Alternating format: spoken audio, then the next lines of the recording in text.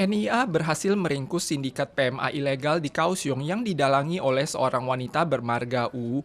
Ia sering membagikan kartu nama di rumah sakit dan memperkenalkan PMA kepada anggota keluarga pasien. Ia mengambil komisi 200 hingga 300 dolar Taiwan dari PMA ini setiap harinya. 借由社群软体 LINE 连续挥华中介下线，招募失联移工，到医院从事非法看护工作。 Dari PMA ilegal yang berhasil diringkus tahun lalu, ada 20% yang bekerja sebagai perawat ilegal di rumah sakit. Kasus serupa kerap terjadi di rumah sakit karena warga yang ingin lekas menemukan perawat namun tak paham prosedur pendaftaran mudah tertipu dan menjadi majikan ilegal. 要去查验他的居留证，然后了解说他的背景是什么，然后必要的时候还要记得说把他的证件要拍照，拍照存证，这样子预防。 万一日后我们不小心使用到非法的外籍看护工的时候，还可以自保。 Penggunaan jasa PMA ilegal dapat didenda 150.000 hingga 750.000 dolar Taiwan. Proses pendaftaran PMA biasanya memakan waktu 1 hingga 2 bulan.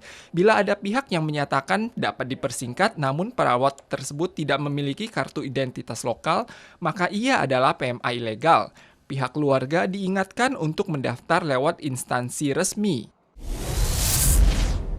Serikat PMA melakukan demo di depan MOL tanggal 29 karena Wakil Menteri Dalam Negeri mengeluarkan pernyataan merekrut PMA sektor konstruksi untuk menekan harga pemukiman dan mengharapkan MOL melonggarkan lebih dari 10 miliar dolar Taiwan dalam proyek konstruksi perumahan dan gedung komersial agar dapat merekrut PMA sesuai dengan proyek umum.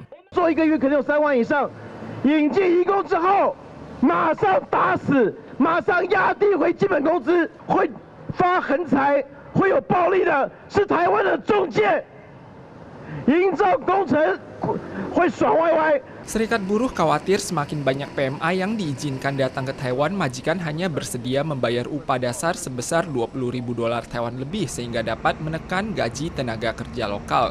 Kelompok pemuda yang berdemo mengecam bahwa saat PMA diizinkan datang hanya agensi dan kontraktor yang meraup untung besar, namun kalangan muda tetap tidak mampu membeli rumah. 劳工盖出来的房子又贵又买不起，2020年的房价指数又高达新高了。过去建商把建筑业工人当成免洗块，现在他只是想要更多的免洗块而已。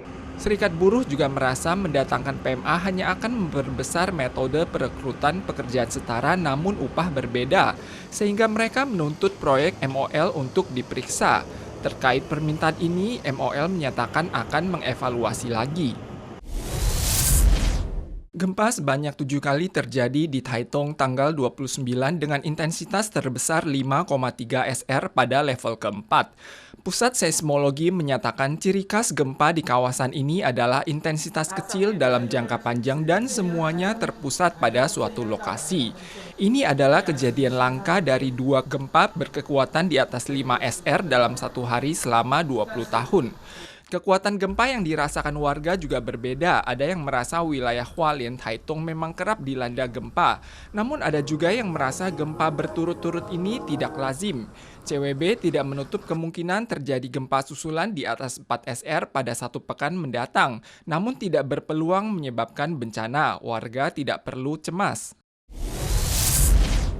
Berdasarkan statistik media AFP, jumlah korban tewas hingga tanggal 27 pukul 10.30 malam waktu GMT telah menembus angka 1 juta kasus dan lebih dari 33 juta kasus positif. Amerika Latin dan Karibia telah mencatat lebih dari 9,19 juta kasus dengan 340.000 korban tewas. Jumlah penderita di Brazil telah mendobrak 4,7 juta orang dengan korban tewas 142.000 orang.